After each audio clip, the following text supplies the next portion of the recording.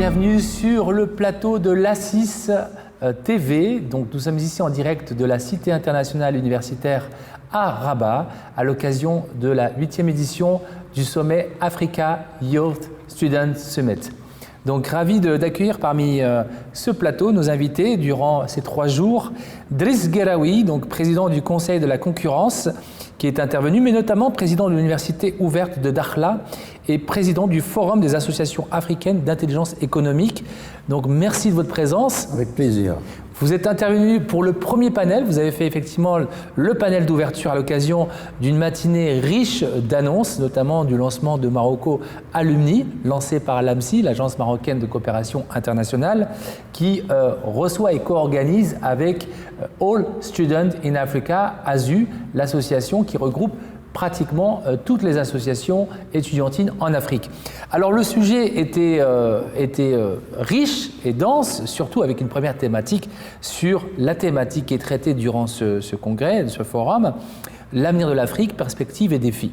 Alors dans ce premier panel, bien évidemment, il a été question des changements que l'Afrique vit aujourd'hui au quotidien, ces défis et des avantages qu'elle pourrait avoir dans cette compétition mondiale, dans ce positionnement mondial. Alors quel a été justement le sens de votre intervention et comment avez-vous réagi par rapport à ce premier panel?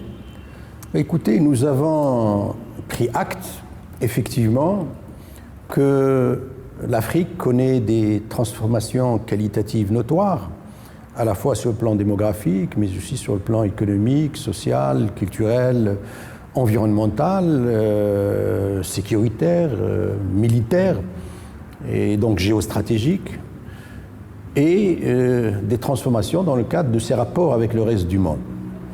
Et tout cela pose des défis d'un nouveau genre qui incite à repenser donc, la problématique du développement en Afrique. Et le constat qui a été fait, c'est que l'Afrique a un potentiel de développement extrêmement important, au-delà de l'aubaine démographique marquée par la croissance exponentielle de la part des jeunes dans la population totale africaine, comparativement à l'évolution de la structure démographique dans le monde.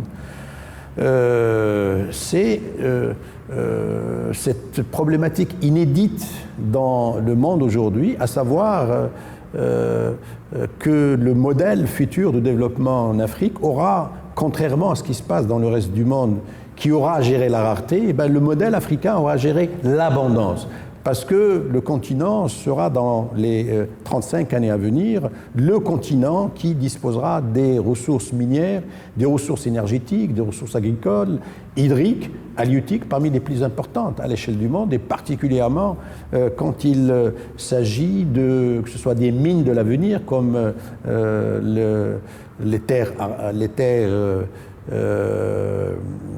de mines qui sont nécessaires à la nouvelle révolution post-industrielle, mais aussi les énergies renouvelables. Autant dire que l'Afrique, au regard de ce potentiel, et toute proportion gardée, et toutes choses étant égales par ailleurs, le foyer futur donc, de la croissance potentielle dans le monde, le marché donc, de l'avenir, et par conséquent, tout autorise à ce que l'Afrique demain sera la locomotive de l'économie mondiale. Mais c'est aussi un continent qui reste sous-équipé, qui reste sous-bancarisé, qui reste marqué par la fracture numérique, mais aussi marqué par de nombreux et colossaux défis sociaux liés au chômage des jeunes, liés à l'éducation, à la santé, au niveau faible donc de la protection sociale, et tous ces indicateurs, à la dégradation donc de l'environnement et des écosystèmes qui font la biodiversité et la richesse de cette biodiversité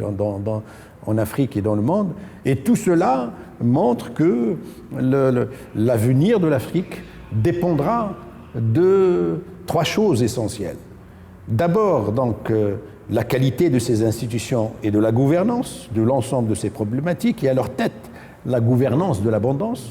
2, c'est la capacité à former des élites et à former des compétences et à produire des innovations à la mesure à la fois de la gravité et de la complexité de ces défis, mais aussi et surtout à la mesure des ambitions futures de l'Afrique en tant que locomotive potentielle donc, de l'économie mondiale. Mais cela passe par une réforme audacieuse, une réforme radicale de l'école africaine. Et enfin, il y a toute la question liée à la confiance des Africains dans leur continent et qui passe par une réduction significative des inégalités à la fois sociales, territoriales et de genre, et qui mine en fait la confiance des Africains dans leur continent parce que c'est une condition indispensable pour que les Africains recouvrent leur citoyenneté et par conséquent recouvrent leurs droits humains fondamentaux à la fois économiques, sociaux, culturels et environnementaux. Et ce sont là quelques grands défis, quelques complexités que connaît la gouvernance donc, des économies et des sociétés africaines qui seront déterminants sur la transformation de ce potentiel en activité économique et donc en richesse nouvelle et donc en emploi nouveau. Et au-delà de ça, c'est toute la problématique de l'avenir de l'emploi dans ce continent. Et au cœur donc, de cette problématique de l'emploi, ce sont les jeunes, parce que l'Afrique connaît le taux de chômage le plus élevé à l'échelle internationale. Et si rien n'est fait, les seules alternatives qui s'offriront aux jeunes, c'est le secteur informel, les activités illicites, l'économie du crime, les trafics de tout genre et, bien évidemment, les pressions migratoires de toute nature, avec toutes les conséquences qui en découlent en termes de constitution, de terreau favorable à l'extrémisme, au terrorisme, et au radicalisme et à leur fille mère qui est la culture de la mort. Alors effectivement, on l'a senti ce matin, un grand dilemme pour cette jeunesse qui est entre les taux, entre d'un côté la possibilité de croissance, de se développer, de réussir, de travailler, donc le futur du travail notamment, et de l'autre côté ce chemin sombre d'obscurantisme avec l'insécurité, avec le radicalisme aussi présent et on le voit à travers l'actualité. Ceci étant, vous avez bien évidemment contribué par un ouvrage aussi qui a permis d'enrichir un peu ces années de réflexion et que vous êtes en train de mettre au grand jour et de partager sur le continent africain. Parlez-nous de cet ouvrage. Mais écoutez, je ne peux que vous dire la conclusion essentielle.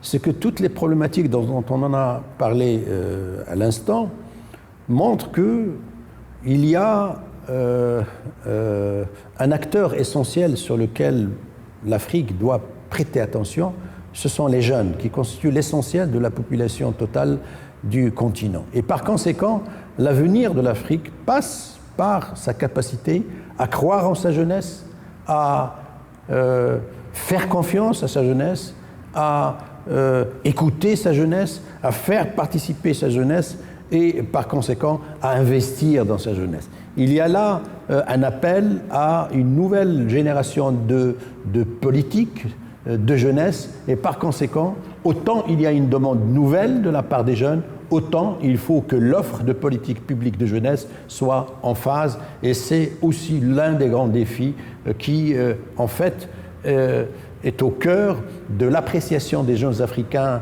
de l'avenir de leur continent et c'est l'objet donc de ce livre que j'ai réalisé avec mon ami le professeur Nourdine Afaya et qui s'intitule L'Afrique des paradoxes, regards et attitudes des jeunes. L'Afrique des paradoxes, un titre qui sonne bien à l'occasion de ce 8e sommet de Africa Student and Youth Summit.